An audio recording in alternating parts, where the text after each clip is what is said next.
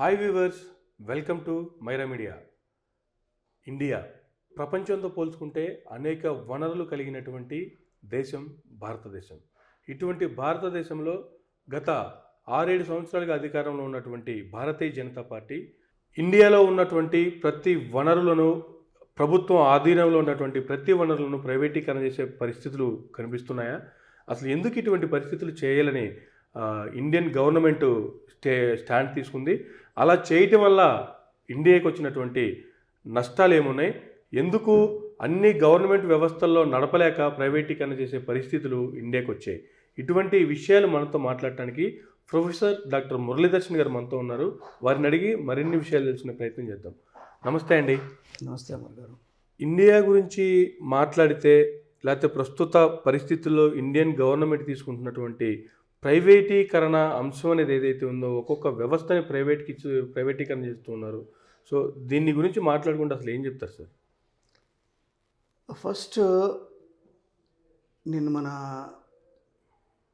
Country citizens అందరికీ చెప్పడం ఏంటంటే, privatisation is not a bad thing, but priority of privatisation is more important. Yes sir. మనము ఏవి privatise చేయాలి, ఏవి ప్రైవేటైజ్ చేయొద్దు అనే ఒక మనకు we need to have our own thought process. There are some good sectors which are having monopoly, which cannot be privatized at this point of time. Okay. ఇప్పుడు government అంటే ఈ policies before we go into the privatisation thing, let us say why this concept has evolved. 1991లో the then prime minister prime minister PV Narasimha Rao గారు తీసుకొచ్చిన ఈ liberalisation, privatisation and globalisation reforms అక్కడ start అయినాయి. Okay. అక్కడ start అయింది బాగానే అనమాట. Because every country need to have a change and change is inevitable. ఆ చేంజ్ అవుతున్న తరుణంలో మనము రిఫార్మ్స్ తీసుకొస్తుంటాం అనమాట. Policies we have to change as time changes. Okay. So ఆ ఎల్పిజి ఏదైతే లిబరలైజేషన్, ప్రైవేటైజేషన్, గ్లోబలైజేషన్ అంటున్నానో, అప్పుడు తీసుకున్న డెసిషన్ బ్రహ్మాండమైన డెసిషన్. అది రిఫార్మ్స్ రావాలి, అంటే చేంజ్ కావాలంటే రిఫార్మ్స్ రావాలి. మళ్ళీ ఈ ఒక్క రిఫార్మ్స్ మనం ఎట్లా తీసుకురావాలి అనేది is a big exercise. Okay. ఈ బిగ్ ఎక్సర్సైజ్లో ఏ సెక్టర్స్ని మనం ప్రైవేటైజ్ చేయాలా, ఏ సెక్టర్స్ని మనం ప్రైవేటైజ్ చేయొద్దు అనే క్లారిటీ కూడా మన లీడర్స్కి, మన బ్యూరోక్రాట్స్కి ఉండాలి. ఓకే. ప్రతి ఒక్కటి ప్రైవేటైజ్ చేసుకుంటూ పోతే the country will have a problem in the long run. Okay. For example, నేను ఒక చిన్న ఎగ్జాంపుల్ చెప్తాను, and you people can analyse this example and all the viewers also. BSNL ఉన్నది. At one point of time, if somebody gets a connection, all the relatives used to come and they used to celebrate. అంటే అప్పట్లో ఎవరింటికన్నా ఒక connection, BSNL connection, phone connection వచ్చిందంటే వాళ్ళు అంత రిలేటివ్స్ని పిలిచి ఒక get together చేసేది. అంటే అంత మొనోపలిస్టిక్ ఇది ఉండే, కనెక్షన్ రావాలంటే వాడు అప్లై చేయాలి. అక్కడికేని ఇవాళ టోటల్లీ లిబరలైజ్ అయిపోయింది. అంటే telecommunication sector, they have infrastructure from Kashmir to Kanyakumari. అవును సార్. దాన్ని వీళ్ళు ప్రాపర్గా నడిపించలేకపోయారు. నడిపించలేకపోయారంటే we have our own satellites. Okay. వీళ్ళ దగ్గరికి బ్యాండ్ విడ్త్ తీసుకున్న ప్రైవేట్ ప్లేయర్స్, ఈ private players they have become multi billionaires today. అంటే వాళ్ళ దగ్గర బ్యాండ్ విడ్త్ తీసుకునే వాళ్ళు మల్టీ బిలియనర్స్ అవుతుంటే, వాళ్ళకి బ్యాండ్ విడ్త్ ఇచ్చిన వీళ్ళెందుకు మల్టీ బిలియనర్స్ అవ్వలేకపోతున్నారు? ప్రభుత్వ రంగాన్ని ఎందుకు అదే రేంజ్లో ప్రైవేటీకరణ చేస్తే వాళ్ళు తీసుకెళ్లే రేంజ్లో వీళ్ళెందుకు ముందుకు తీసుకెళ్ళలేకపోతున్నారు? Here the people are running the show play a very important role. అంటే దాని హెడ్స్ ఉంటారు కదా. ఇప్పుడు టెలికమ్యూనికేషన్ మినిస్టర్ అనుకోండి, ఇక్కడ ఈ టెలికమ్యూనికేషన్ సెక్టర్లో ఉన్న ఐఏఎస్ అనుకోండి, దీన్ని ఒక ప్రోగ్రెసివ్ సైడ్ తీసుకెళ్తే వాళ్ళ థాట్ ప్రాసెస్ డిఫరెంట్ ఉంటుంది. ఫర్ ఎగ్జాంపుల్, ఒక BSNL tying up with Nokia, BSNL tying up with Motorola, వాళ్ళని ఇక్కడ తీసుకొచ్చి దెన్ ఈ హ్యాండ్సెట్స్ మ్యానుఫ్యాక్చరింగ్ యూనిట్ ఒకటి, ఇండియాలో మొబైల్ ఫోన్స్ ఎవరో ఫారెన్ కంట్రీస్లో మనం చూసాము ఎవరో చేస్తున్నప్పుడు ఇది మనం ఎందుకు ఒక ఫార్వర్డ్ థింకింగ్ ప్రాసెస్ అంటారు దీన్ని. ఫార్వర్డ్ థింకింగ్ ప్రాసెస్ ఇవాళ మనం అంతా ఎస్టాబ్లిష్ అయిపోయి ఉన్నాం కాశ్మీర్ నుంచి కన్యాకుమారి వరకు.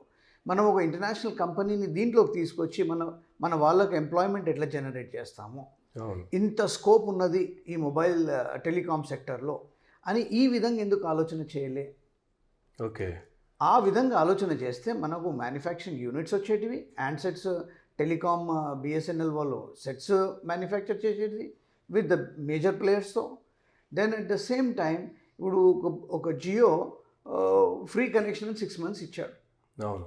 దాని తర్వాత total people shifted from all other service providers to Jio. అవును. ఇప్పుడు ఒక 1 రూపీ పెట్టినా 2 rupees పెట్టినా you just see the business. అంటే ఈ ప్రాసెస్లో మన వాళ్ళు ఎందుకు థింక్ చేయలేరు? They are all highly qualified people. So we can say that there is something which is wrong. Okay. From the angle of the person who is heading the department or the leader. Okay. So ఎందుకు దీన్ని private చేయాలనుకున్నారు వీళ్ళు is a question. అంటే వీళ్ళకు they want some revenue models. If they want to have a revenue models, I mean they have a different what you call strategic game plan. Okay. ఇప్పుడు ఒక టైంలో ఎవ్వరు లేనప్పుడు మీరు ఒకటే ప్లేయర్ ఉన్నారు. అవును.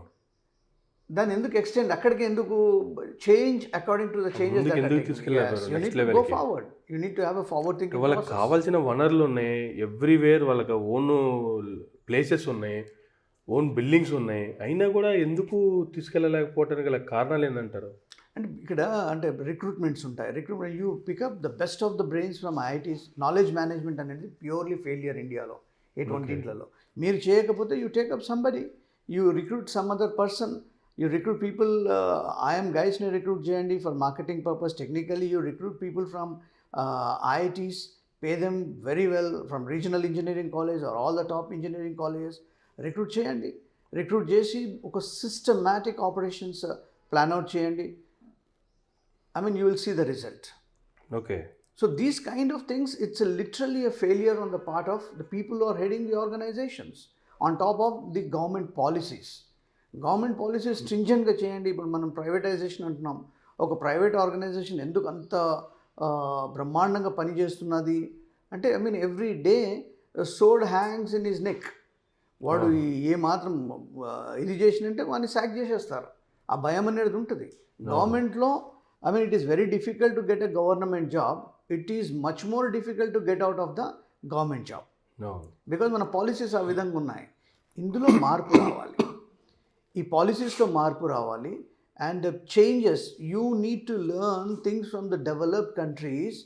ఆ డెవలప్ కంట్రీస్ ఈ పర్టికులర్ సెక్టర్లో ఏ విధంగా పని చేస్తున్నాయి, మనం ఎక్కడ ఉన్నాము అనే దీని మీద ఫార్వర్డ్ థింకింగ్ ప్రాసెస్లో ఇవన్నీ కూడా చూసి ఇక్కడ అడాప్ట్ చేయాలి. వేర్ వీఆర్ ల్యాకింగ్ అవన్నీ అడాప్ట్ చేస్తే then things will go on a success path. అయితే నెక్స్ట్ మనం ఇంకోటి చూసుకుంటే సౌత్ సెంట్రల్ రైల్వే సంబంధించి కూడా చూసుకుంటే డాక్టర్ గారు దాన్ని ప్రైవేటీకరణ చేయడం జరిగింది. ఎంతోమంది సామాన్యులు ట్రైన్ ప్రయాణం అనేది చాలా ఈజీగా ఉండేటువంటి థింగ్, సింపుల్గా వెళ్ళేటువంటి పరిస్థితి. దాన్ని ఇప్పుడు ప్రైవేటీకరణ చేయటం వల్ల ప్రతి సామాన్యుడి మీద భారం పెరగట్లేదంటారా? డెఫినెట్లీ పెరుగుతుందండి. మన వాళ్ళు మన లీడర్లను ఎవరినన్నా అడిగితే వాళ్ళు ఏం చెప్తారంటే, వాట్ దే సే, ఓ జపాన్ లాంటి దేశం ఒక డెవలప్డ్ కంట్రీ ప్రైవేటైజేషన్ చేసింది వాళ్ళ రైల్వే సెక్టర్ని, ఇట్స్ అ సక్సెస్ఫుల్. యూకే కూడా చేసింది, వాళ్ళు ఫెయిలియర్ అయ్యారు. అంటే ఇక్కడ Indian economy it is totally different. When you cannot compare with Japan, you cannot compare with any of the European countries, because ఇక్కడ ఒక సామాన్యునికి ట్రాన్స్పోర్ట్ అంటే వాడికి రైల్వేసే తెలుసు. అవును. Because it's a cost effective. the highest amount of people travel across the world in trains is India. అవును. And ఇటువంటి ఒక సంస్థ అంటే విచ్ ఇస్ మోనోపలీ, ఒక ఒక ప్రైవేటెడ్ వచ్చేసి రైల్వే ట్రాక్ వేయాలి అంటే ఇట్ ఈస్ నాట్ పాసిబుల్. అవును. ప్రైవేటెడ్ వచ్చేసి రైల్వే నడిపియాలంటే ఇట్ ఈస్ ఇంపాసిబుల్. అవును. అటువంటి సెక్టర్ని అంటే you can run this sector for another 150 years, bringing again the change in the operations, bringing a Lalu Prasad Yadav అనే ఒక railway minister brought this particular railways into profits అండి. అవునండి. అటువంటి సెక్టర్ని మీరు ప్రైవేటైజ్ చేస్తున్నారంటే what is the reason, what is the urgency of privatising? If you really want to do something, railway properties Kashmir నుంచి కన్యాకుమారి వరకు ఎన్నో ఉన్నాయి. ఆ ప్రాపర్టీస్లో you give that properties to private people to build big what you call towers, big business entities. But railways అనేది it gives it's just largest employer అండి. అవును. దాంట్లో ఎంతో మందికి అంటే రేపు ప్రైవేటైజేషన్ అయిన తర్వాత I mean this will hit the economy so badly after a long run. ఇవాళ నేను చెప్తున్నాను, లాంగ్ రన్లో దీని ఇంపాక్ట్ చాలా ఉంటుంది. ఎందుకనగా it's one of the biggest fleet అండి.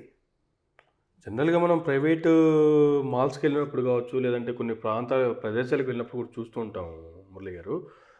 బయట మనం లీటర్ వాటర్ బాటిల్ 20 రూపాయలు కొనుక్కుంటే అదే ప్రైవేట్ ప్లేస్లో పోయినప్పుడు 50 రూపాయలు కొనుక్కోవాల్సిన పరిస్థితి.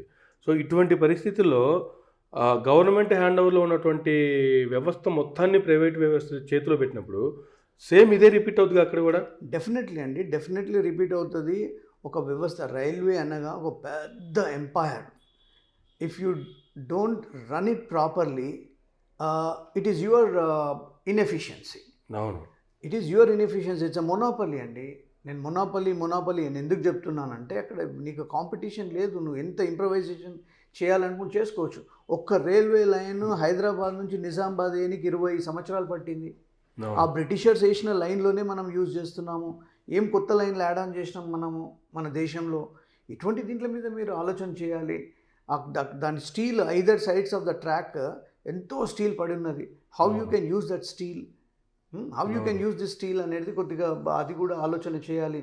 Then how you improvise, get into some sectors and do it in such a way that this will really benefit, and it is a major blunder అండి.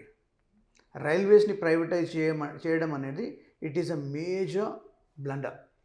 ఇప్పుడు ప్రస్తుతం మన తెలుగు రాష్ట్రాలకు సంబంధించి చూసుకుంటే కూడా, తెలుగు రాష్ట్రాలు ఆంధ్రప్రదేశ్ రాష్ట్రానికి సంబంధించి చూసుకుంటే ప్రస్తుతం నడుస్తున్నటువంటి hot topic steel plant, Vizag steel ప్లాంట్ని ప్రైవేటీకరణ చేయాలి అనేటువంటిది.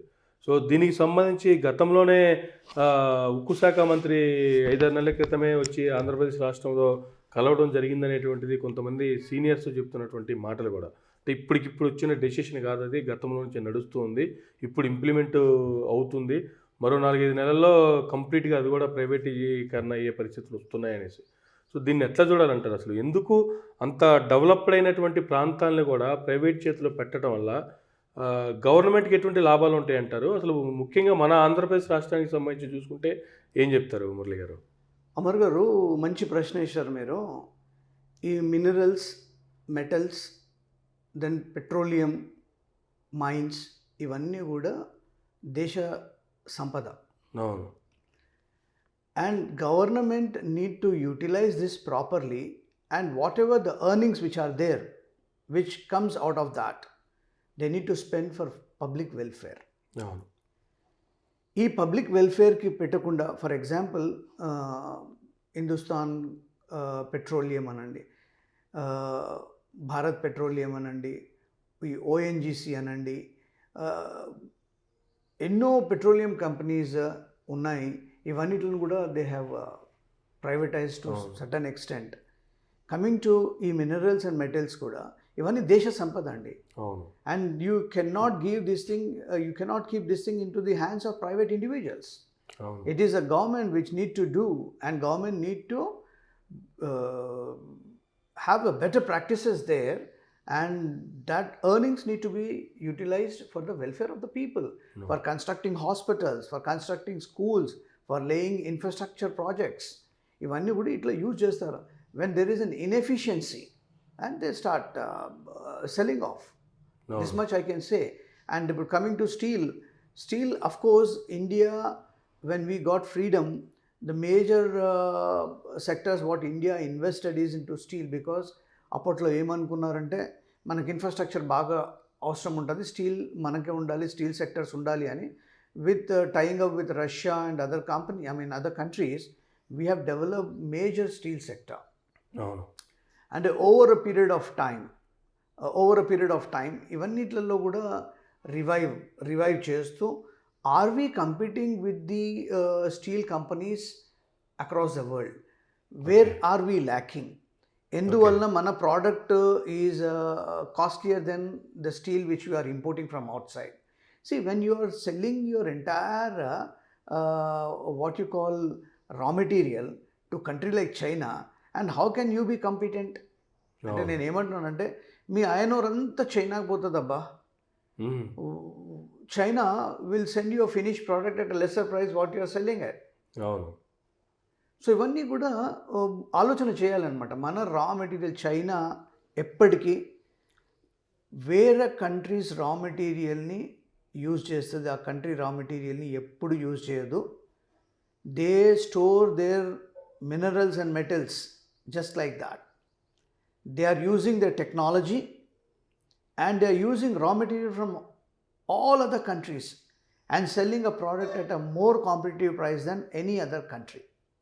So India need to have lot of research institutes, and every research institute need to work on the different verticals, and different verticals, every vertical need to give an input to the nation that we are good in this particular thing and we can grow in this particular sector to these particular levels. And every blueprint we need to have. When we say that we cannot do this and we sell it off, so ultimately nothing will be there in our hands to look after. ఈ విషయంలో నేను ఒకటి చెప్తాను. American economy got meltdown. There was a financial crisis, and ఇందులో నేను రెండు ఇవి తీసుకుంటాను. ఒకటేంటి, manufacturing cars. If an American buy a car, the money goes to Japan or Germany. If they buy groceries, the money goes to China or Mexico. And what money remains in America is just on few things like liquor and XYZ.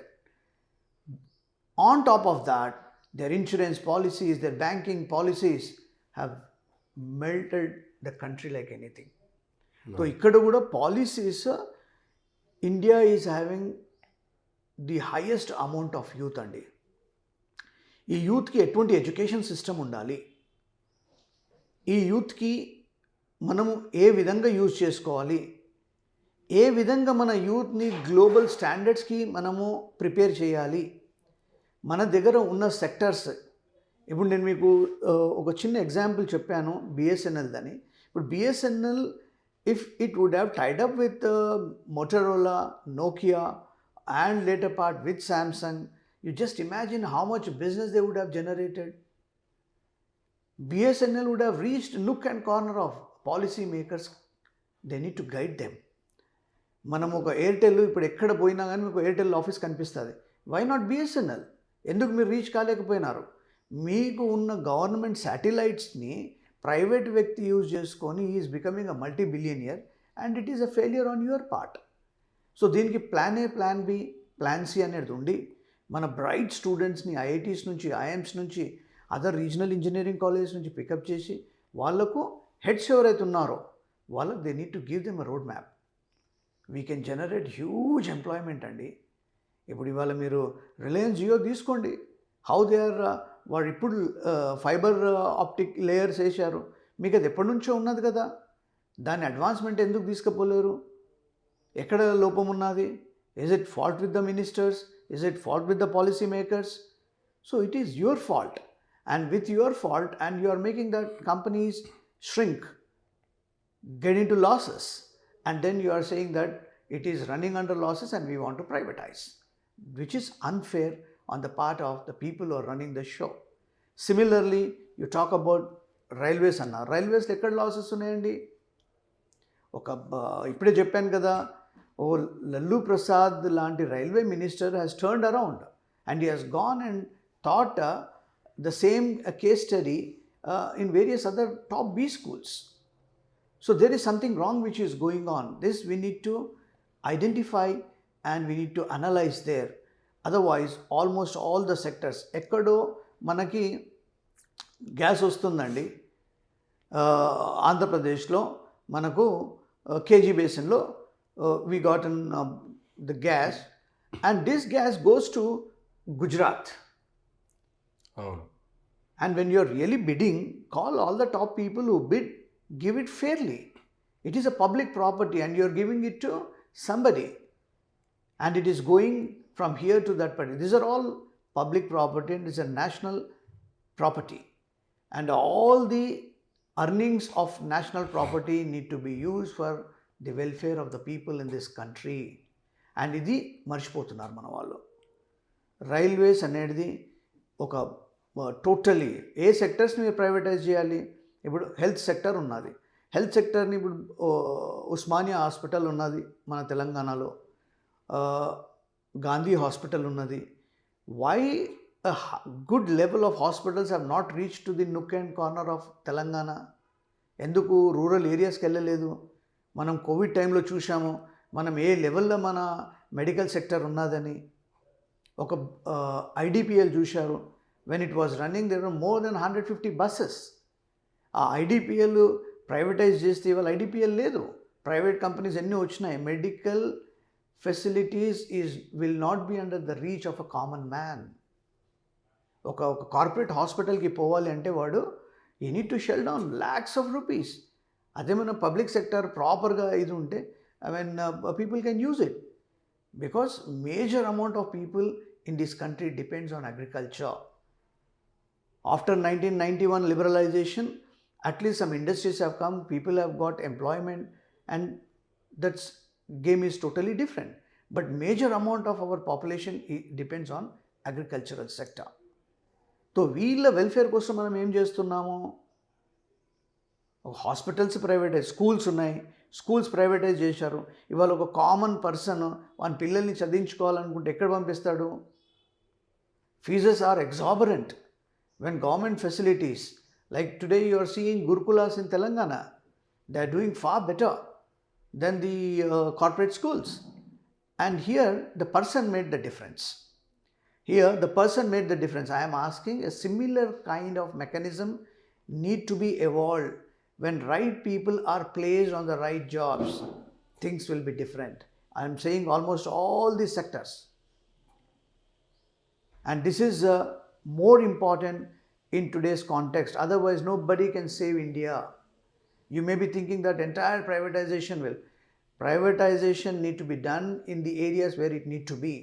And the sectors which are monopoly, you should not privatize. Otherwise, it will become a capitalistic economy. Under capitalistic economy, a capitalist can do any damage to the country because he is the capitalist. And he can run the entire political system of the country. So ఇప్పుడు మనం మాట్లాడుకున్నటువంటి ఈ అంశాలన్నిటి నుంచి ప్రైవేటీ వ్యవస్థీకరణ నుంచి government కంప్లీట్గా అన్నీ hand over చేసుకుని చేయాలంటే ఎటువంటి మార్పులు కావాలంటారు? గవర్నమెంట్లో మార్పులు కావాలంటారా, లేదంటే ప్రజల్లో చైతన్యం కావాలంటారా? మీరన్నట్లు ఆ సంస్థలు నడిపేటువంటి హెడ్ ఆఫ్ ద డిపార్ట్మెంట్లో వాళ్ళల్లో మార్పులు రావాలంటారా? ఏం చేస్తే మళ్ళీ వ్యవస్థ బాగుపడే అవకాశాలు ఉన్నాయంటారు? ఇక్కడ ఏమున్నదంటే అమర్ గారు, మన కంట్రీలో the academia and industry there is no connect. అవును సార్. నార్మల్గా వేరియస్ కంట్రీస్లో అన్ని డెవలప్ కంట్రీస్లో అకాడమియా ఇండస్ట్రీస్కి కనెక్ట్ ఉంటుందన్నమాట.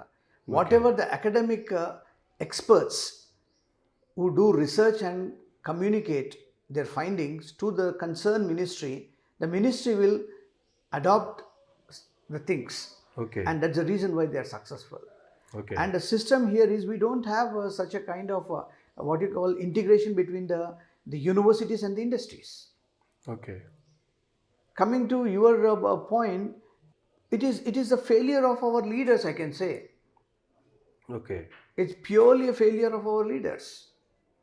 లీడర్స్లో మార్పు వస్తే దేశ వ్యవస్థలో మార్పు వస్తుందంటారా? Definitely, leader is a person who changes the entire this thing.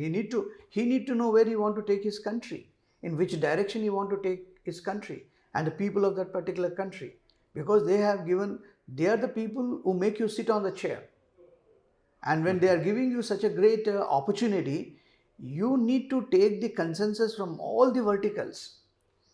India is a beautiful country, Amar Garu, and India has the best of the brains. No. Today you go to America, you find more than 37% of the doctors are from India. Yes. More than 32% of the scientists in NASA are from India. Yes. And today recently మీరు చూశారు ఈ కొత్త గవర్నమెంట్లో ఎందుకు అంతమంది ఇండియన్స్ని place ఇచ్చారు ఇండియన్స్కి. No. So we are not utilising our people aptly, right people are not placed on the right jobs అండి. ఓకే. సో సెక్టర్స్ వాళ్ళకి తెలియాలి. ఒక ఏవియేషన్ సెక్టర్ చెప్పిండ్రు, ఏవియేషన్ సెక్టర్లో people have money, they can book any flight and go, but a common person cannot go in flight. A common person required transportation like railways, and మీరు రైల్వేస్ని కూడా privatise చేస్తే it's not meaningful. That it self shows where you stand. ఒక common person should be happy in the country అండి. అంటే దీనికి common person హ్యాపీగా ఉండాలంటే ఏం చేయాలి? నంబర్ 1, హెల్త్ సెక్టర్ ఒకటి, ఓకే, ఎడ్యుకేషన్ సెక్టర్ ఒకటి, ఫుడ్, ఇవి పర్ఫెక్ట్గా ఉండాలి. Then they will be happy. When they are happy, the country will be happy. So thank you అండి మురళీ గారు. ఇండియాలో ఉన్నటువంటి అధ్వానమైన పరిస్థితులకి మంచి సలహాలు, సూచనలు లాంటివి కూడా మా ప్రేక్షకులకు అనేక తెలియజేసినందుకు. సో ఇండియా నుంచి బయట కంట్రీస్కి వెళ్ళి అనేక మంది పెద్ద పెద్ద పదవుల్లో రాణిస్తున్నారు, అక్కడ సక్సెస్ అవుతున్నారు. బట్ ఇండియా వాటిని వినియోగించుకోలేకపోతుంది, ఉన్న వనరుల్ని కాపాడుకోలేకపోతుంది అనేటువంటిది మురళీ గారు ఇచ్చినటువంటి వివరణ. ఇది ఈనాటి ఇంటర్వ్యూ. మరొక ఇంటర్వ్యూలో మళ్ళీ కలుద్దాం. ధన్యవాదాలు. Thank you. Please do subscribe Myra Media. Please subscribe Myra Media. Subscribe to Myra Media. Please like, share and subscribe to Myra Media for lot of film news, gossips and hot news. Please like, share and subscribe to Myra Media. For more interesting updates, please subscribe to Myra Media YouTube channel. For more updates, please subscribe to Myra Media. So like, share and subscribe to Myra Media.